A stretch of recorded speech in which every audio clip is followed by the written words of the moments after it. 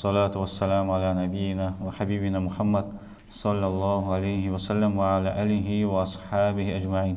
رب اشرح لي صدري ويسر لي أمري واحلل عقدة من لساني يفقهوا قولي أما بعد. Ассаламу алейкум ва рахматуллахи ва баракату. Ең бірінші Аллаға мадақ болсын, пайғамбар саллаллаху алейхи ва саллямға салауат болсын, мейірім болсын. Алла Тағалаға шүкір, міне осы шығыс еліне Өскеменге келіп қалдық. Біз үшін қуаныш, жаңа бір тәжірибе. Имамдармен кейбірімен танысып жатырмыз, кейбірін бұрыннан білеміз, жамағатпен танысып жатырмыз. Бұл да өте үлкен нығмет, өйткені мұсылмандар бауыр, иннамал муъминуна ихва дейді Алла Тағала. Расында шынайы мұсылмандар бауырлар олар. Сондықтан да ол да бір бауырмашылықтың бір белгісі, бірімізді көріп танысу. Және де бұл жалпы Қазақстан мұсылмандар діни басқармасының бір жобасы. Осындай республикалық ақпараттық насихат топ келіп, басқа өңірлерге барып танысып, уағыз айтып, олар да пайда алады. Яғни біз мысалы барып танысамыз, көреміз, тәжірибе алмасамыз тура солай сіздер де иншалла Алла Тағала нәсіп етсе пайда аласыздар.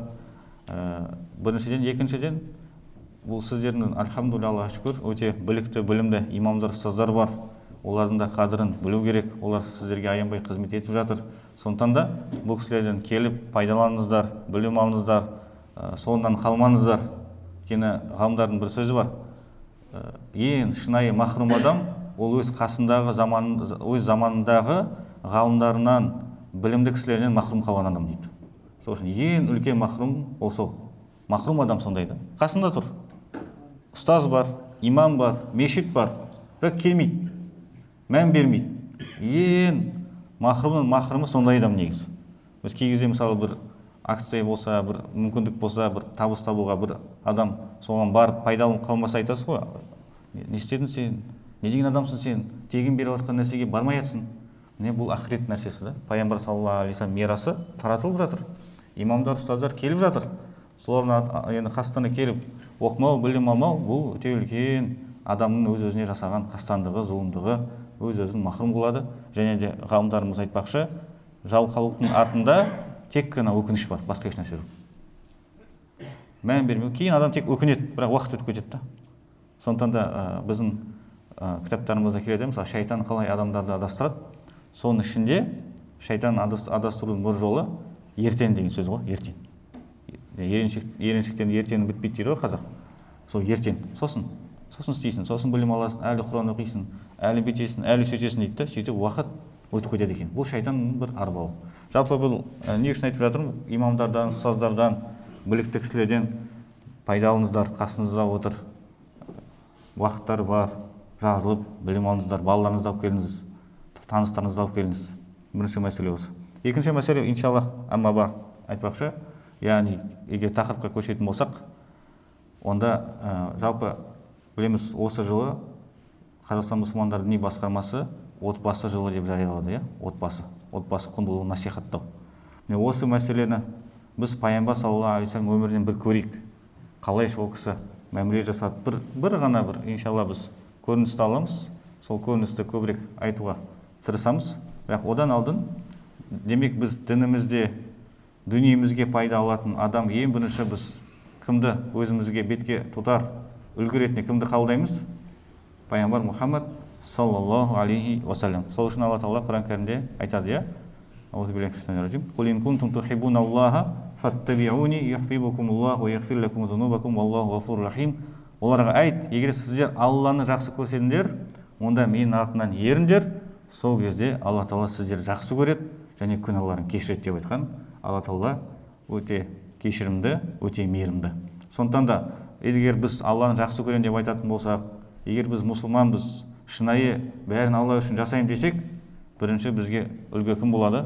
Пайғамбар Мұхаммад саллаллаху алейхи ва саллям. Ол кісінің өмірі, менің өмірім соған сәйкес па, сәйкес емес па, адам тексеру керек. Мен олай жасап жатырмын ба, жоқ па? Дұрыс, жаңа неше түрлі қазір коучтар бар, психологтар бар, басқа бар, пайдасы бар, зияны бар. Бірақ бірінші кім? Пайғамбар саллаллаху алейхи ва саллям. Қазір біреудің мысалы дәрісіне жаңа коучтар бар, басқасы баратын болсаңыздар, ақша сұрайды. Дұрыс па? Төлейсіз қаражатты. Сөйтіп көресіз, көбінесе сондай да. Бірақ пайғамбарларды қарайтын болсақ, барлық пайғамбарлар айтқаны ля ас'алюкум алейхи ажра. Мысалы, түрлі немен келеді сөздермен. Құранда мен сіздерге айтқан нәрсе үшін ешбір нәрсе сұрап жатқан жоқпын дейді. Не үшін маған ермей жатсыздар? Мен сіздерден ақша талап етіп жатырмын ба, мал дүние талап етіп жатырмын ба? Еш нәрсе сұрап жатқан жоқпын, тегін. Бірақ сол тегін нәрсені біз кей кезде алмай қоямыз. Сонда Алла Тағала бірнеше рет сондай Құран кәрім бірнеше аятта да не үшін олар келіп иман келтірмейді? Оларда не бір саған қарызы бар ма, немесе үлкен бір қаражат талап етіп жатсың ба, оларда ауыр болатындай оларға. Бірнеше жерде осындай мағынада аят айтады. Сол үшін бұл тегін нәрселер пайғамбар саллаллаху алейхи вассалам бізге қалай өмір сүру керектігін көрсетті. Қалайша жобалармен тұрғанын біз қарасақ, бізге өз отбасымызға өте үлкен өнеге сол болмақ. Сол үшін Алла субханаху ва тағала Құран кәрімде лақад кана лакум фи расулиллахи усватун хасана лиман кана ярджуллаха вал яумал ахир ва закараллаха касира. Сіздерде Алла елшісінде өте үлкен өнеге ғибраттар бар. Кім үшін? Алланың үміт еткен, сауабын үміт еткен, қиямет күнінен сауап аламын, пейішке кірем деп үміт еткен кісі үшін, және Алла Тағаланы көп еске алған кісіге өте үлкен өнеге ғибраттар бар. Оған қарасаңыздар өміріне міндетті түрде өзіңізге бір пайда нәрсе табасыз деген сөз ғой. Бірақ Алла Тағала жерде қызық нәрсе, кім үшін? Алладан үміт ететін адам, қиямет күнінен үміт ететін адам, және Алланы көп еске алатын адам. Демек, Алла елшісіне ілесу үшін де, пайда алу үшін де адам баласы осындай сипатта болу керек та. Осындай сипатта болсаң, көбірек пайда аласың да. Көбірек бізге жүрекке қонады. Сол үшін біз бірінші жүрегімізді тазартайық. Енді иншалла біз жалпы бір пайғамбар саллаллаху алейхи вассалам мысалын келтіреміз. Бір хадисі бар, ұзын. Бірақ оған кірмесе, бұл кіріспе болып жатыр. Кіріспе мәселесі. Демек, жалпы Алла елшісіге еру керек. Одан кейін Алла субханаху ва тағала Құран кәрімде бізге жалпы жұбайларымыз жайында не деп айтқан? Ва аширухунна бил ма'руф. Олармен, әйел кісілермен жақсы мәміледе тұрыңыздар.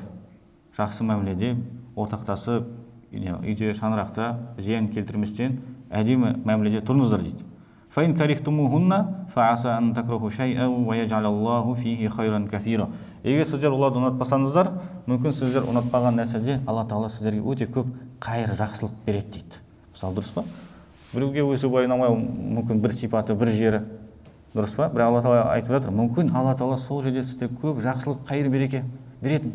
Мүмкін ол жақсы болатын шығар, өміріңіз берекелі болатын шығар, немесе ол сізге итаат етіп, көңіліңізге тек қана қуаныш әкелетін шығар болашақта, иә. Адам бастапқы кезде кейбір түсініспеушілік болуы мүмкін, кейбір кезде бір кикілжің шығуы мүмкін.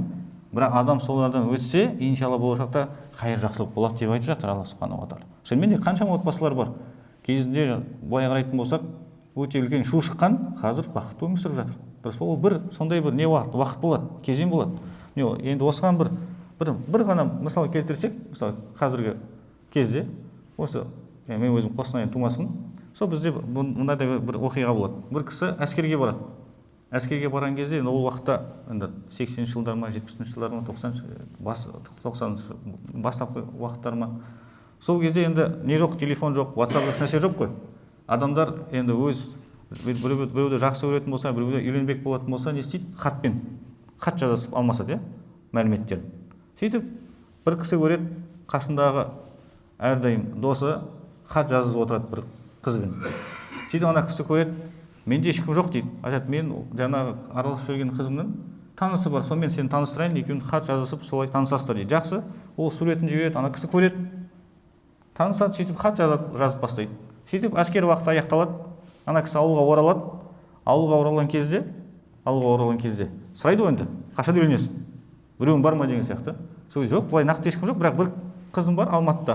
Сонымен хат алмасып отырамын, бірақ оны көрген емеспін дейді. Фотосы ғана бар деген ғой енді.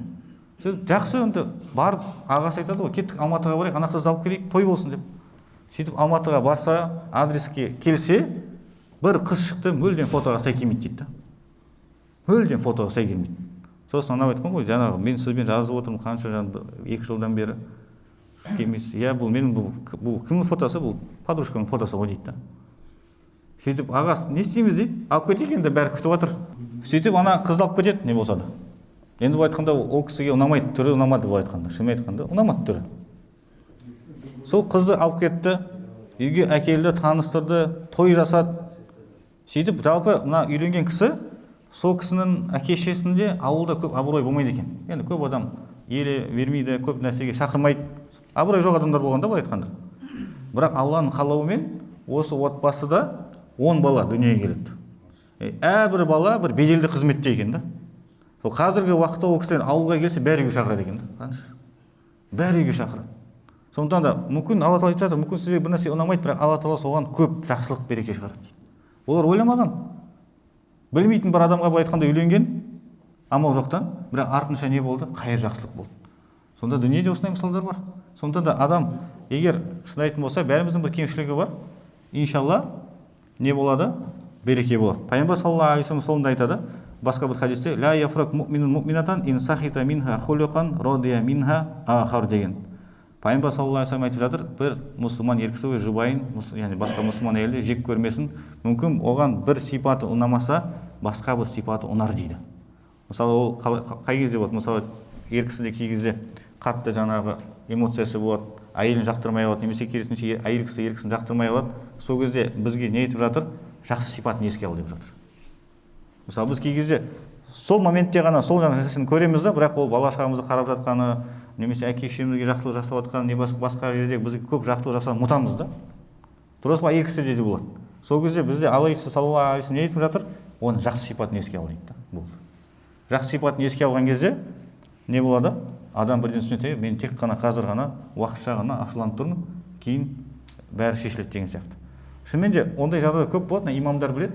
Мешітке кейбір кезде ер кісілер келеді, асығыспен ажырасады, жаңағы үш талағын беріп тастайды, кейін асығып қалдым, негізі ондай бір жағдай болған жоқ, мен ашуланып кеттім дейді. Қараңызшы, мен ашуланып кеттім дейді. Ондай жағдай болмады негізі. Сол үшін Алла саллаллаху алейхи вассалам бізге айтып жатыр, осындай бір сипат болсын, сендерде жақсы сипатты еске ал, сол кезде иншалла бәрі шешіледі. Бұл тіпті қазіргі психологтар сөйтіп айтып жүр да, мысалы, жақсы сипатын еске ал деген сияқты. Сол кезде бәрі. Алла саллаллаху алейхи вассалам бізге айтып кетті ол нәрсенің барлығы.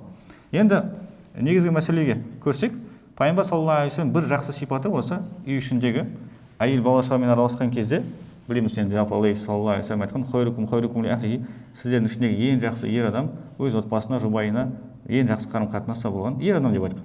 Және мен сендерден қарағанда өз жұбайыма жақсырақ қараймын. Енді Алла саллаллаху алейхи вассалам тағы осындай бір сипаты, бір күшті бір сипаты болды, жұбайлармен жақсы мәміледе болу, ол түнде кеп бір қызықты әңгімелер айту да. Өйткені былай айтқан кезде біз күні бойы сыртта боламыз, әйелмен көп сөйлеспейміз. Сөйтіп кешке келген кезде біз көбінесе шайшаймыз, көп сөйлеспейміз, жата саламыз да былай айтқанда. Кей кезде былай бастауға тоймеш деп айта салатын кездер де болды, дұрыс па? Уақытым жоқ деген сияқты. Бірақ Алла саллаллаху алейхи вассалам сондай бір ол кісінің сипаты болатын, түнде келіп бір қызықты әңгімелерді айтатын да әйелдеріне. Жұбайына бір қызықты әңгіме айтады. Не үшін? Оның көңілдері суымасын, мен де оған мән береді деп түсінсін, бір жағынан бір нәрсе біліп қалады да. Сондықтан да бір хадис, мысалы бір имамның уағызын естідік па, жоқ бір нәрсе оқыдық па, немесе кей кезде өзін дайындалып барып, әйелдерімізге сондай пайдалы бала шағамызға бір нәрсе айтып отыру керек. Сол кезде олар да көреді, біз оларға мән беріп жатырмыз да, мән беріп жатырмыз. Міне осындай бір оқиғалардың бірі имам Тирмизи, Шамаил Мухаммадин Аллахтың сипаттары деген сипат, яғни кітабында, әйгілі кітап, хадис жинағында, сол жерде осындай тарау қояды. Пайғамбар саллаллаху алейхи вассалам түнде әңгіме айтуы, жұбайлармен сөйлесуі деген сияқты. Сөйтіп сол жерде бір сондай әңгімені айтады. Пайғамбар саллаллаху алейхи вассалам Айша анамызға бір түні осындай бір қызықты әңгіме айтады. Ан Айша тақолет жаласа ихда ашата муратан фатаахадна ва таақадна алла яктумна мин ахбари азважихинна шай'a. Сөйтіп Пайғамбар саллаллаху алейхи вассалам Айша анамызға айтады. Кезінде, яғни бұл жахилия дәуірінде ғой, әлі ислам келмей тұрып, бір 11 әйел бір жерде жиналыпты дейді. Сөйтіп бәрі келісіп алған, біз күйеулеріміз жайында ап-ашық әңгімені айтайық. Кемшілік болса кемшілік, жақсы жері болса жақсы жерін айтайық деп 11 әйел бір түн жиналып отыр дейді. Айша анамыз айтып беріп отыр. Оны қайдан естіген? Пайғамбар саллаллаху алейхи вассалам кезінде осы әңгімені айтып бергенді. Кешке жақын, кешқұрым бір уақытта. Сөйтіп әрбір әйелдің не айтқанын бізге қазір Айша анамыз тарқатып береді. Ішіндегі жақсысы бар, жаманы бар. Мүмкін олардың арасында біз өзіміздің де сипатын табып жатырмыз кейбіреуін. Фақалетил уля, бірінші әйел айтты: "Заужи лахму джамалин гас, аля раси джабалин вар, ла сахлун фаюртақа, ва ла саминун фаюнтақа." деп айтады. Менің күйеуім, бірінші әйел айтады, бір ап-арық түйенің еті сияқты дейді. Яғни пайдасы жоқ деген сөз ғой, пайдасы аз. Не істейсіз арық еттен? Аля раси джабалин вар. Және ол ет қай жерде орналасқан дейді? Жолы кедір-бұдыр таудың басына орналасқан. Яғни өте бір оған бір нәрсе айтсан естімейтін адам, қарамайтын адам да. Пайдасы аз бір жағынан, екінші жағынан адамға көңіл аудармайды. Бір нәрсе айтсан тәкаппарланады, мұрын көтереді. Сөйтіп айтады, не оған жеңіл жүретін жол да жоқ, баратын. Жоқ, сол етіне тері алатын да бір нәрсесі жоқ дейді да. Былай айтқан кезде бір нәрсе айтайын десең өте қиын. Біраз нәрсеге шыдауың керексің, біраз әңгіме айтады, біраз кемшілігін көресің. Соған шыдап болғаннан кейін, беретін бір пайдасы тері алатын еш нәрсесі жоқ дейді ғой, былай айтқанда. Етінен тері алатын еш нәрсесі жоқ. Былай айтқан кезде пайдасы да жоқ, сөйлесу де қиын, мәмілесі де қиын да. Кей кезде болады, бір адамға мысалы бір сізге бір енді ойлайсыз, мынау көмектеседі ау деп, сол кісінің несіне көңіліне шыдап отырасыз, біраз нәрсені айтады сізге, өткен күнді еске салады, ана жолда саған көмектестім ғой деп шыдап отырасыз, әйтеуір берсінші деп, көмектесінші деп шыдайсыз да, ең соңында сізге көмек бермей қояды. Немесе аз ғана бір көмек береді. Ойлайсыз, 3 сағат кетірдім мына кісі үшін, 5 сағат кетті. Не үшін деген сияқты. Міне осындай адам бірінші әйелдің күйеуі осындай адам екен. Пайдасы да аз, мәмілеге де өте қиын адам деп суреттеді. Фақалати сәне, екінші әйел айтты. Заужи ла усиру хабарах, инни ахафу ан ла азарах, ин азкурху азкур уджарах ва буджарах деп айтқан екен. Менің күйеуім жайында мен әңгіме айта алмаймын дейді. Бір оның жайында бір хабар, не істеп жатыр, қандай сипатта деп, мен ол жайында бір хабар ешкімге жаймаймын дейді. Не үшін? Инни ахафу ан ла азарах. Мен қорқамын дейді, егер бастап кетсем, сол кісі жайында айтуды соңына жете алмай қаламын. Айыптар өте көп, соңына дейін мен не істей алмаймын, санап бере алмаймын дейді жаңағы. Санап бере алмаймын. Өте көп. Сол үшін мен оның хабарын айтпай қойын дейді, былай айтқанда. Ин азкурху, егер мен оны еске алсам, тек қана арамызда болған кикілжін, қанша оңмаған көңілімді қалдырды, қанша маған жамандық жасады, тек қана соны еске аламын. Басқа еш нәрсе жоқ дейді, былай айтқанда. Басқа еш нәрсе жоқ. Не, екінші әйел күйеуін осылай сипаттап. Қараңызшы. Демек ол күйеу былай айтқан кезде тек жамандық жасайды, көбінесе әйелде, және соншалықты кемшілік бар, әйел оның соңына жете алмайды екен. Екінші әйел солай сипат. Үшінші әйел, қалати сәлиса, заужи әл-ашаннақ. Менің күйеуім өте тез ашуланатын адам. Ашаннақтың негізі өте көп мағынасы бар. Өте тез, бір нәрсе айтатын болса, тез ашуланып кетеді, бірден аузын жауып тастайды деген сияқты ғой. Бір нәрсе айтайын десең, ашуланып кетеді бірден. Бір сипаты сонда, екінші сипаты бойы өте қатты бір ұзын, сәл ақмақтау адамда мағына береді. Енді айтады, жаңағы күйеуі, осы тез ашуланатын күйеуі арғы жалғастырады. Ин антық уталлақ. Ол жайында бір тіс шығаратын болсам, бір сипатты айтсам, ол мен ажыраса салады дейді. Айтып отыр, өте эмоциональный адам. Ашушан адам да. Қазір бір нәрсе айтайын десем, мына жеріңіз ұнамайды, мына жер қалай болады десе, уталлақ. Бірден маған мен ажырасып кетеді. Уайын аскут. Егер үндемей жүретін болсам, ішіме сақтап, уаллақ дейді. Ол бәрібір мені дұрыс әйел ретінде санамайды, менен тұрмайды. Муаллақ деген жер мен аспан арасында байланып қалған, яғни жіпсіз байланған әйел деген сөз ғой.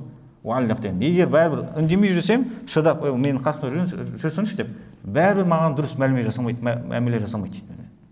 Құранда айтады ғой аят: "Уала тазаруха кал муаллақа". Әйелдеріне жіпсіз байланбаңдар. Не дұрыс тұрмайсыздар, не жібермейсіздер да. Өйтіп жасамаңдар дейді. Не жақсы мәміледе болмайсың, онымен дұрыс сөйлесіп, мәміле жасап, жақсы бір қарым-қатынас болып, не жібермейсің, олай қалдырмаңдар дейді. Құран кәрімде аят бар. Жаңа аят айтып жатыр.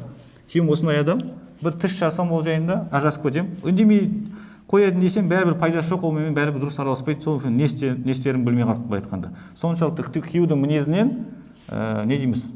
Әйел былай айтқан кезде тығырыққа тірелді, не істерін білмей қалды. Не істерін білмей жатыр. Сондай күйде қалдырған әйел. Демек, міне осы уақытқа дейін үш әйелді сипаттады, үш әйелді ешқандай бір жақсы сипат айтпады. Енді төртінші әйел, бұл әйел кісі кішкене мақтайды. Күйеуін жалпы тұрғыда мақтайды. Қалати Рабия заужи кайлайли тихама. Менің күйеуім Мекке Мединаның Меккенің аумағындағы бір тыныш бір жел самал бір түн сияқты дейді. Түн сияқты. Ля харун ва ля қар. Не ыстық та емес, не суық та емес. Өте сондай бір қалыпша, адамға бір жайлы бір мінезі бар деген сөз ғой. Ля махафа ва ля махафата ва ля саама. Мен одан не қорқу жоқ одан, не жалығу жоқ дейді одан. Мен қорқпаймын, еркін отырамын оның қасында. Одан жалықпаймын, бір жалықтырады, адам жалықтырып жүрмейді, не әңгімесінен, не мінезінен жалықпаймын. Өте бір жақсы сондай бір орташа қалыпша адам, жайлы адам да айтқанда. Мінезге араласуға өте жайлы адам деп, төртінші әйел осылай күйеуін суреттеді. Ал енді осы арамызда осындай сипатта болса, альхамдулилля, демек жақсы бір күйеу, өте бір жайлы жанға бір адам. Неше әйел жалпы бізде? 11 әйел жалпы, иә? Дауып 4 әйел айтып болды. Енді бесіншісіне барамыз. Қалатил хамиса. Заужи ин дахала фахид, ва ин хараджа асид, ва ла ясалу амма ахид деп айтады. Бесінші әйел айтып жатыр, менің күйеуім үйге кірсе қобылан сияқты болады. Бұл жердегі мақсат, енді қазақ тіліне айтқан кезде мысық сияқты болады деген сөз ғой былай. Жақсы, жайлы, нетпейді еш нәрсе. Ва ин хараджа асид, ал сыртқа шықса арыстан сияқты болады. Яғни мен араласқан кезде жақсы, жұмсақ, яғни былай айтқан кезде ол адам қай жерде не айтарын біледі, қай жермен қалай араласатынын білетін адам да ол. Үйге келеді, жұмсақ болады. Сыртқа шығады, арыстан сияқты болады дейді да. Арыстан сияқты болады. Яғни біз кей кезде керісінше адам үйде батыр, сыртқа шықса қоян болатындар бар да мысалы. Бірақ ол ондай емес та. Ондай емес. Былай айтқан кезде әйеліне мән беретін, керемет қарайды әйеліне, бірақ сыртқа шықса еркек. Сондай адам. Сөйтіп айтады: "Вала ясалу амма ахид", және маған берген тапсырмалары жайында тергеп сұрамайды дейді. Тергеп сұрамайды. Келіп, ананы істедің ба сен? Ананы бүйттің ба? Ананы неге істемедің? Мынаны неге бүйтпедің деп қаншып былай айтқанда. Қаншып, яғни былай айтқан кезде бір нәрсе маған тапсыратын болса, оны тергеп сұрамайды. Яғни әйтеуір орындадың, болды. Ары қарай тергеп, ана қай уақытта істедің, бүйттің ба жоқ, былай істедің ба жоқ, мен саған бүйтіп айттым ғой, именно осылай айттым ғой деген сияқты келіп адамдың мазасын алмайды дейді. Олайс уламмахи деген сол. Демек үйге кірсе бір мысық сияқты, қобылан сияқты тура айтсақ, хадистегідей, сыртқа шықса арыстан сияқты деп айтып жатыр бесінші әйел. Бұл да негізі пайғамбар саллаллаху алейхи вассалам бір сипаты болған. Құран кәрімде келеді, аррафа ба'даху а'рада ан ба'д деп келеді Талақ сүресінде, Ил-Тахрим сүресінде ма? Сөйткен кезде пайғамбар саллаллаху алейхи вассаламның сипатын Алла Тағала айтып жатыр да. Әйелдің жаңағы жұбайын кемшілігін айтқан кезде кейбірін ғана айтатын, басқасынан көз жұматын дейді. Яғни сен мынаны да дұрыс істемедің, мынаны да дұрыс істемедің деп айтпадың. Негізгі бір нәрсені айтады, қалған бәрін елемейді да. Өйткені ондай адаммен өмір сүру қиын да. Бастығыңыз сондай адам болса да өте қиын да. Не үшін ананы істемедің, не үшін мынаны істемедің деп қасыңызда жүрсе болады, шыдай алмайсыз сондай адамға. Сондай біз де демек ондай болмауымыз керек. Міне бесінші әйел осылайша күйеуін мақтады. Ол да бір пайғамбар саллаллаху алейхи вассалам негізі бойында бар сипат, адамның кемшілігіне көз жұму да. Көз жұму. Ол да Алла бір сипаты негізі. Бірақ бұл жахилияда болған кездегі нәрсені айтып жатыр. Айша анамыз бесінші әйел сөйтіп айтты. Қалати садиса. Алтыншы әйел айтты. Бұл жерде мысалы бізде 5 әйелді айттық. Алғашқы 3 әйел жамандаған болса, соңғы 2 әйел мақтады. Алтыншы әйел қайтып жамандайды. Заужи ин акала лаф, ва ин шариба штаф, ва ин иттажи'ал таф, ва ла юлжул каф ли я'ламал бас деп айтқан. Алтыншы әйел айтып жатыр. Менің күйеуім тамақ жейтін болса түгін қалдырмайды дейді. Ішетін болса бәрін ішіп қояды дейді. Бір жұтым да қалдырмайды дейді. Яғни не деген сөз? Өзін ғана ойлайтын адам негізі ғой. Мешке, өзін ғана ойлайтын адам. Уайни тажи'ал таф. Егер жататын болса, өзі бір бөкеніп алады да, өзі бір шетке жата алады дейді. Уала юлжул каф ли я'ламал бас, және тіпті қолын салып, менде не болып жатқан екенін тіпті тексермейді дейді да, былай айтқанда. Өзі жеке бөлек жатып алады да. Енді бұл негіз бірнеше мағына береді. Бір мағына менің көңілімді ауламайды деген мағынада, екінші мағынада тіпті жақындаспайды да мағынаны білдіруі мүмкін. Келіп жаңағы ашып көрпені не болып жатыр деп келмейді дейді да, былай айтқанда. Тек қана өзін ойлайтын адам. Шынымен де сондай адамдар бар, дұрыс па? Жұмысқа барады, айтқан табады, мүмкін әйеліне де беретін шығар, бірақ келеді, назар аудармайды, телефон шоқлайды, телевизордан қарайды, ұйықтайды, болды. Шаруасы жоқ та, басқа ешкіммен шаруасы жоқ. Не осындай да, демек әйел өз күйеуін осылай сипаттады. Маған ешқандай мән бермейді, өз-өзімен жүретін адам, тек қана өзінің пайдасын ойлайтын бір сондай бір жаман қасиетті адам. Алтыншы әйел осылай сипаттады. Жетінші әйел қалати сабиа. Заужи аяя ау ғаяя табақа. Әйелін сипаттады, менің күйеуім икемсіз адам дейді. Аяя деген икемсіз адам. Бір нәрсе істейтін болса, басқа бір нәрсе шығады. Табақа деген сөзі де бір үйлеспейтін адам дейді. Сөзі бір үйлеспейтін адам. Кулу да ин лахуда. Қандай ауру дүниеде бар, бәрі оның бойында табасын дейді. Дүниеде қандай ауру бар, бәрін оның бойында табасын. Жапондықтан бір жақсы сөз бар екен да. Жақсы күйеу дейді, ол ешқашан ауырмайды және үйде көп болмайды деп айтады екен да. Сондай сөз бар екен жапондықта. Және ешқашан ауырмайды және үйде көп болмайды дейді. Ең жақсы күйеу сондай. Үйде көп болмайды және ешқашан ауырмайды дейді. Ешқашан ауырмайды дейді. Яғни бұл айтқан кезде енді келіп кішкене көңіл бөледі де кетеді, бізге кедергі келтірмейді деп жатыр. Енді осы жетінші әйел айтып жатыр, бүкіл қандай ауру бар, соның бойында бар дейді. Шаджаки ау фаллаки ау жамаа куллан лаки дейді. Не сенің басын жарады, жаңағы икемсіз адам ғой. немесе қолын сындырады дейді, немесе екеуін де істейді дейді. Немесе екеуін де істейді дейді. Сондай бір адам дейді. Міне күйеуін осылайша сипаттады. Бұл айтқан кезде бұл жерде негізі бұл хадистің өте түсіндірмесі көп, әртүрлі де келеді да. Өйткені сөздер өте бір шешен айтылған сөздер да. Бір араб тілінде өте сондай бір сөздер әртүрлі мағынада беруге болады. Бұл жерде былай да түсінуге болады. Яғни бұл адам икемсіздіктен сондай нәрсе істеп жатыр да. Олақ. Бір пайда келтірейін десе, жаңағы зиян келтіреді. Орыстар дейді, медвежья услуга дейді ғой, сондай сияқты. Немесе мынадай да түсінуге болады. Ол адам өзі икемсіз, еш нәрсеге мақсатқа жете алмайды, ол үшін әйелін алады да, былай айтқанда. Басын сындырып, қолын сындырып, немесе екеуін де істейді. Ондай адамдар бар ғой шынымен де, дұрыс па? Ол үшін әйелін алады, бейне бір әйел кінәлі сияқты. Қалати сәмина, 8-ші әйел, ол енді мақтайды. 11 әйелдің 8-шісіне келдік. Заужи Әл-массу арнаб. Мені күйеуімнің сипағаны бір қоян сипағандай дейді да, айтқанда. Енді өте бір сондай сыпайы адам, жақсы адам. Вар риху зарнаб. Иісі де өте бір жақсы бір әтірдің иісі сияқты шығады дейді одан. Яғни бұл айтқан кезде мәмілесі де сыпайы, және өзінің үстіне де мән береді да. Яғни біз кей кезде адамдар бар. Мәмілесі жақсы, бірақ өзінің несіне сырт келбетіне мән бермейтін кісілер бар ғой, дұрыс па? Сырт келбетіне мән бермейтін кісілер бар. Немесе кейбір кісілер керісінше, сырт келбеті әдемі, мәмілесі түзу емес та. Бұл кісі екеуі де бар. Араласқан кезде де жұмсақ, иісі де әдемі, яғни көрінісі де, киімі де бәрі жақсы деген сөз шығады бұл жерден. Білеміз, жалпы сахабалар айтатын, Абдулла ибн Мас'уд қателеспесем немесе басқа сахаба, мен жұбайым үшін әдеміленуді жақсы көремін деген да.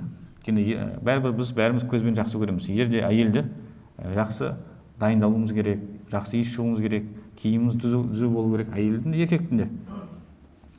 Бұл 8-ші әйел сөйтіп айтты. 9-ші әйел. Қалати тасия заужи рафиул имад, азимур рамад, тавилун нижад, қарибул бейти минан над деп айтқан. Менің күйеуімнің абыройы асқақ деген. Яғни бұл айтқан кезде тура мағынасы шатырдың тіреуші биік адам да. Яғни өте асқақ, абыройлы бір адам. Азимур рамад, ошақта әрдайым, яғни ошақ жанып күлге толы дейді да. Яғни бұл айтқанда өте жомарт адам. Тауилу нижат, қылыш семсеуірдің бауы өте ұзын, яғни бой ұзын адам деген сөз, бой ұзын адам, сөйтіп арабтар сипаттайды. Және үйі адамдарға жақын дейді. Яғни адамдар келіп көп зиярат ететін, келіп бір кеңес алатын сондай бір адам, яғни абыройлы адам, жомарт адам деп айтқысы келіп тұр. Яғни жалпы күйеуім жақсы, беделді. Күйеуі беделді болса, бұл әйелге де жақсы қарайды. Яғни бір жаман сипат айтпады, тек қана жақсы сипатты айтты. Абыройлы, жомарт бір адам, адамдарға жақын, ақылды адам деген сөз ғой, ақылды адам. Бұл 9-шы. 10-шы әйел айтты. Қалатил ашира. Заужи маликун ва ма малик. Менің күйеуімнің есімі Малик дейді. Маликті сендер қайдан білесіңдер дейді. Малик деген мықты адам деген сөз ғой. Сендер қайдан білесіңдер Маликтің не деген керемет адам екен деп айтып жатыр. Маликун хойру мин залик. Мынау менің Малигім бар ғой, сендердің жаңа айтқан бүкіл сипаттарынан да жақсы деген. Мақтағандар бар ғой, сол мақтағандар да жете алмай қалады дейді оның қасында. Лаху ибилун касиратул мабарик. Оның көп шөккен түйелер бар. Яғни қонақтарға дайын отырғанда, қазір қонақ келсе, сойып жібере салады. Қалилетул масарих. Жайылымға өте аш шығады дейді. Жайылымға тіпті жібермейді. Қазір қонақ келсе не істейді? Бәрін бауыздап, жаңағы бере салады қонаққа. Иза сами'на саутал мизхар айқанна аннахунна хавалик. Жаңағы түйелер дейді. Қонақ кеп, қонақтың келгенін естісе дейді, енді олар өлі екенін ешқандай күмән қалмайды дейді олар. Енді мынандай мәселе ғой. Енді қонақ келген кезде ол уақытта бір аспап беретін да, жахилия кезінде, мысалы бір аспап беретін, ойнап отырады. Сондай әдет болғанда, сөйтіп түйелер естиді, қонақ келді деген сөз дейді. Қонақ келсе не деген сөз? Бізді бауыздап тастайды деген сөз. Енді осындай бір адам, жомарт адам болады. Мысалы, болады ғой кей кезде қонақ келіп қалады, мысалы сіз білмедіңіз. Енді не істейсіз, барып қой бауыздайсыз, бір сыйлы қонақ келсе, не істейсіз, оған бір домбыра бере саласыз ғой, мысалы. Ойнап отырсын деген сияқты, қой бауыздап піскенше дейін еті, сөйтіп жаңағы қойлар соны естісе, демек болды, бауыздайды деген нәрсені түсінеді. Не осындай бір жомарт адам, демек Малик бәрінен де жақсы деп айтады. Қалатил хадият ашар. Не, мақсат осы. 11-ші әйел айтты. 11-ші әйел айтты. Заужи Абу Зар. Менің күйеуімнің аты Абу Зар. Фама Абу Зар. Абу Зардың абыройы дәрежесі қандай екен, мен сіздерге айтайын. Қайдан білесіңдер сендер оны? Анаса мин хулиин узунайя. Менің құлағымды түрлі сырғаларға толтырып тастады дейді. Яғни түрлі әшекей, бұйым деген қандай қымбат не бар, бүкіл бәрін құлағыма тағып қойды дейді. Маған неше түрлі тамақ беріп, мені тіпті семіп тастады дейді. Денем толысып кетті дейді, тамақ бергеннен. Маған соншалықты мені мақтап, маған сенім соншалықты артып, тіпті мен өз-өзіме қымбат болып кеттім дейді. Өз-өзімді жақсы сезіне бастадым. Өзіне сенімділігім артты дейді. Кей кезде бізде болады, дұрыс па, әйел бір нәрсе айтса дұрыс емес, бір нәрсе айтса ақымақ сияқты болып көреміз да, сөйтіп әйел өзін жоғалтып алады. Бір нәрсе айтайын десе, бейне бір бәрі сөзім қабылдамайды деп ойлайды да. Жоқ, ол нәрсе дұрыс емес. Әйеліне өзін сөйлеген кезде күйеуім мені естиді, мен де бір пайда келтіре аламын деген сенімде болу керек. Сол айтып жатыр. Соншалықты мені мақтап, соншалықты маған сенімділік артты маған, тіпті мен өз-өзіме қымбат болып кеттім деп. Өз-өзімнің алдында дәрежем өсті дейді. وجدني في أهل غنيمة بشق فجعلني في أهل صهيل وأطيت ودائس ومنق. Ол маған үйленейін деп жатқан кезде былай айтқанда, мен өте бірнеше қой ғана бар отбасында мені тапты дейді. Бишек деген өте бір өміріміз қиын болатын. Бірнеше ғана қойларымыз болатын. Сондай жерде мені алып кетті дейді да. Өзіне. Сөйтіп мені жылқы кісін дейтін, былай айтқан кезде, түйе жүретін, сиырлар астық басатын, сосын тауықтар жүгіретін бір жерге алып келді. Бүкіл мал дүниесі бар, қандай мал бар, сондай бір үйге алып келді дейді менің барлығым. Ол жерде жылқысы да, сиыры де, тауығы да бәрі бар ішінде. Оның қасына мен бір нәрсе айтсам, ешқашан мені жекірмейді дейді. Бір нәрсе айтам, маған еш нәрсе бір жаман сипат айтып, не айтып жатсын. Және ұйықтаймын, тіпті таң атып кетеді, мен біраздан кейін тұрамын дейді. Жақсылап ұйқымды қандырып аламын дейді. Және сусын ішетін болсам, соңғы несіне тойып, және тағы артығымен қалады дейді. Яғни бүкіл нәрсесі маған дүниесін еш нәрсе аяп атқан жоқ. Және бұл әйел соншалықты күйеуін жақсы көріп мақтағаны өзін ғана емес, енді енесін мақтайды. Умму Абизар, фама умму Абизар. Абу Зардың анасын айтсайшы дейді. Оның анасы қандай керемет. Укумуха ридах, әрдайым ыдыстары тамаққа толы дейді. Жомарт бір әйел кісі. Вабайтуха фусах, үйі өте кең, яғни қонаққа толы жайлы бір әйел кісі, келесін, анасы да жақсы дейді. Ибну Абизар, Абу Зардың баласын айтсайшы дейді. Басқа бір әйелден болған, ұлын айтсайшы. Фама ибну Абизар, Абу Зардың баласы қандай керемет. Маджауху камасали шатба. Оның жататын жері өте бір аз жер алады. Яғни ол жердегі құрма ағашының бір бұтағы жер сияқты, өте бір кішкентай жерді ғана алады дейді. Уаюшбиуху зирауул джафра. 4 айлық бір қойдың, бір тоқтының бір сирағы оны тойдырады дейді. Көп тамақты ішпейді. Көп тамақты ішпейді. Аз орын алады. Яғни былай айтқан кезде мен мазамды алмайды деген сөз ғой. Өте бір сондай бір жақсы бала дейді. Бинту Абизар, енді Абу Зардың қызын айтсайшы дейді. Ол да басқа бір әйелден болған қызы. Фама бинту Абизар, ол жайында айтып берейін. Тауа абиха, әкесіне бойсынады. Тауа уммиха, анасына бойсынады. Милу кисаиха, денесі өте келбетті, тура мағынасын аударсақ, тіпті киім киген кезде тар болып, денесінің сипаттары көрініп қалады дейді. Сондай бір қыз. Және өз көршісінің күндесі дейді. Яғни көршісі бәрі оған қызғанышпен қарайды дейді. Қандай жақсы қыз, әдемі, киімі де, сөзі де, түрі де бір әдемі қыз. Қызы да мықты дейді. Әкесін мақтады, анасын мақтады, баласын мақтады да, қызын да мақтады. Мына жерде қарайтын болсақ, бұл әйел не істеп жатыр? Жаңағы Абу Зардың басқа әйелден болған балалар мақтап жатыр да. Бізде енді кейде сондай болады, дұрыс па, біреулер некелеседі, бұрынғы әйелден балалар бар деген сияқты. Ол әйел жаңағы балаларға жау болады, бұрынғы әйел еске алады деген сияқты. Жоқ, бұл мұндай жоқ. Бұл не істеп жатыр? Балаларына да құрмет көрсетіп жатыр, жақсы сөзбен еске алып жатыр. Онымен бітпеді. Жарияту Абизар, фама жарияту Абизар. Абу Зардың қызметшісін айтсайшы дейді. Ол сияқты қызметші жоқ қой, былай деп айтып жатыр ғой. Не деген керемет қызметші. Ла табуссу хадисана табсиса.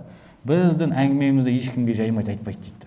Шынымен де енді көбінесе болады, мысалы, бір дәулетті кісілерден немесе бір лауазымды кісілердің қасына бір көмекшілер болса, бүкіл жерге сөзін таратады. Осындай істепті, осындай киіпті, осындай барыпты деген сияқты. Жоқ. Бұл қызметші дейді. Ешкімге біздің сөзін жаймайды дейді. Уала тунаффису миратана танқиса. Уала тунаққису миратана танқиса. Және біздің тамағымыздан, заттарымыздан еш нәрсе ұрламайды дейді. Кейде болады, қызметші бір нәрсе көреді, өзіне салып алады, үйіне салып алады деген сияқты. Ондай нәрсе жоқ. Бізге қиянат жасамайды деп айтып жатыр. Вала тамлау байтана та'шиша, және үйімізде бір қоқыс қалдырмайды дейді. Үйімізде бір қоқыс қалдырмайды. Не деген қызметші да былай айтқанда. Қызметші де жақсы. Былай айтқанда Абу Зар Алла Тағала береке беріп қойған былай айтқан кезде. Бүкіл жағынан, бала жағынан да, дүниесі жағынан болсын, мәміле жағынан, қызмет жағынан болсын, береке беріп қойды. Бұл өте шынымен оңай емес. Бір жақсы қызметшіні табу оңай нәрсе емес. Сөйтіп жаңағы әйел жақсы нәрсені айтқаннан кейін кішкене бір оқиғаны айтып береді. Абу Зарпен болған. Қалат хаража Абу Зар уал аутабу тумхаду. Абу Зар бір күні таңертең шықты, яғни сүттен қаймақ алынған уақытта таңертең шықты дейді. Фалақи мураатан мааха валадани лаха калфахдайн. Сөйтіп бір әйелді жолықтырды, оның қасына ойнап жатқан, қобылан сияқты ойнап жатқан екі баласы бар, бір әйелді жолықтырды дейді. Я абани мин тахти хасриха бирумманатайни. Олар жаңа әйелдің етектің астынан жаңа әйелдің омырауымен ойнап жатқан дейді, екі бала. Яғни суреттеп жатыр. Фаталлақани ва накахаха дейді. Және сөйтіп Абу Зар не істеді? Менімен ажырасты да жаңа әйелге үйленіп алды дейді. Яғни былай айтқанда бұл әйел демек күйеуі болмаған, екі баласы бар. Жалпы не үшін нақты келмейді, бірақ кейбір деректер бойынша бұл әйел өте жас болған және көп бала туатын екені белгілі болған. Сол үшін Абу Зар бұған қызыққан, ал мынау әйел жаңа айтып беріп жатқан әйел бейне бір баласы жоқ болған ба, туалмайтын бір әйел болған ба, бір Алла біледі, сондай болған сияқты. Сөйтіп жаңа Абу Зар мені қалдырды дейді, ажырасты менімен, жаңағы әйелге некелесті дейді. Сөйтіп ары қарай жаңағы 11-ші әйел әңгімесін жалғастырады. Фанакахту ба'даху раджулан сария. Одан кейін мен өте бір бай адамға күйеу шықтым, екінші рет күйеу шықтым дейді, қараңызшы. Рокибас шария. Өте бір асыл тұқымда атқа мінген. Ахаза хиттия. Қолына найза ұстаған, бір батыр адам. Вараха алия нааман сария. Маған неше түрлі, 4 түрлік малды, немесе жаңағы неше түрлі малды аулап әкеліп алдыма әкеліп беретін дейді, былай айтқанда. Аулап әкеліп беретін. Не десін? Ваатони мин кулли раихатин заужан. Маған әрбір әдемі әтірден екеуін беретін дейді, былай айтқанда. Қандай әтірлер бар? Бәрін маған әкеліп береді, алдыма әкеліп беретін дейді. Немесе науған түрлерін де мағынасына беріп өтеді. Бүкіл маған қандай әдемі иістер бар, бәрін алдыма әкеліп қойды. Яғни әйелдің сыртқы келбетіне де мән беріп не істейтін адам, түсінетін адам бұл мәселені. Бізде жаңа бір бауырымыз айтады, әйелім айтты, маған бір косметологқа барып келейінші, қалай қарайсың деп айтқан ғой енді. Кішкене қаражат керек енді, арзан емес қой. Сөйтіп бауырымыз айтты әйеліне, не сенің жүрегің таза болып кетті ма деп, бірінші жүрегімен айналыспайсың ғой. Жүрегің таза болсын, кейін барасың да. Кей кезде жаңағы біз әйеліне сол жағын елмейміз да, керек қой оларға да. Жаңағы. Ал бірақ мына кісі екінші күйеуде не аямай жатыр да, былай айтқанда. Түріне де қара, иісің жақсы болсын деп, оған бүкіл әтірлерін айтып берді. Вақауля кули уммазар. Сөйтіп ол маған айтты, ей уммазар, тамақты же дейді. Уамири әхлек, өз үйіне де алып бар дейді, төркіне де алып бар былай айтқанда. Біз кей кезде боламыз ғой, неме бәрін төркіне тасып жүрсің деген сияқты. Жоқ, ондай емес та. Үйіне де алып бар дейді. Енді осылай екінші күйеуінде мақталды, дұрыс па? Екінші күйеуде жақсы. Бұл әйелі бақытты. Бірінші әйел күйеуде жақсы болып шыққан, екінші күйеуде жақсы болып шыққан. Бірақ қызығы жаңағы әйел сөзін аяқтайды. Фалау жамаату кулля шайин а'тонихи ма балага асғара әнияти Аби Зар. Мынау екінші күйеу маған бүкіл берген дүниесін жақсылығымен жиыстырып маған егер санасам дейді. Мынау бірінші күйеуім Абу Зар бар ғой, соның маған берген ең кішкентай ыдысына да татымайды деген. Соншалықты Абу Зармен көңілді қалған жақсы көп қалған ғой айтқанда. Абу Зар маған берген дүниесі бар ғой дейді. Бұнымен салыстыруға келмейді. Екінші күйеуім маған бүкіл жақсылықты санасақ, Абу Зардың маған ең кішкентай берген жаңағы нәрсесіне ғана бірақ тең келеді деген ғой. Тіпті оған да жетпейді деген. Тіпті оған да жетпейді. Міне осылайша 11 әйел өз жаңағы күйеулерін сипаттады. Пайғамбар саллаллаху алейхи ва саллям бір күні осылай айтып берді. Сөйтіп Айша анамыз айтады. Қалат Айша. Фақала ли Расулуллах саллаллаху алейхи ва саллям кунту лаки ка Аби Зар ли умми Зар. Сөйтіп Айша анамыз айтты, Пайғамбар саллаллаху алейхи ва саллям маған айтты, мен саған Абу Зар, Умму Зарға қандай мәміледе болды, мен саған тура сондаймын деп айтқан екен да, Пайғамбар саллаллаху алейхи ва саллям. Бірақ қарайтын болсақ, Алла елшісі ондай дүние әкелмейді әйелдеріне. Құранда аят бар ғой, дұрыс па? Пайғамбар саллаллаху алейхи ва саллям болмақшы бір дүниені сұраған кезде Алла Тағала айт оларға, мен сендерге дүниені берейін де, өздерің бара беріңдер, ажырасайын сендермен деген аят бар, дұрыс па Құранда? Ондай дүние бермейді, бірақ Алла елшісінің мәмілесі, жақсы қарым-қатынасы Абу Зардың берген дүниесінің бәрін асып кетті деп айтқанда. Сол үшін мен саған мәмілем Абу Зардың Умму Зарға мәміле сияқты болған дейді.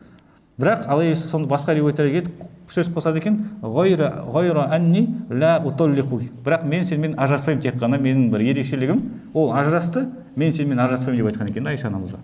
Сол кезде Айша анамыз басқа риуаятта келеді, бал анта хойру мин Аби Зар деп айтқан. Жоқ, сіз Абу Зартан қарағанда асып түсесіз деп айтқан екен да, асып түсесіз. Осы сөзден біз не түсінеміз? Демек, ер кісі де, әйел кісі де бір-бірін асыра мақтаған дұрыс та ол мәмілені артады. Білеміз, тіпті пайғамбар саллаллаху алейхи вассалам басқа бір сөздеріне айтады, бұл нәрсе рұқсат етілген. Дінімізде мысалы кей кезде кішкене жалған айту, кішкене жанаспайтын сөз айтуға рұқсат етіледі, мысалы жанды өз адам өз басын құтқару үшін немесе екі араздасып кісінің арасын жарастыру үшін айтуға болады. Соның біреуі екі кісі әйелін сипаттан келеді. Сен сияқты әйел жоқ, сенен асқан сұлу жоқ, тура сол әйел кісі сізден асқан бір сондай жомарт жан жоқ десе, ол рұқсат етіледі. Тіпті ер кісі мысалы бір нәрсені бір 5 мың теңге сатып алса, 20 мың теңге сен үшін алдым осын деп айтса да болады да, осындай кезде. Мысалы, бұл көңіл аулау үшін да мақсатта.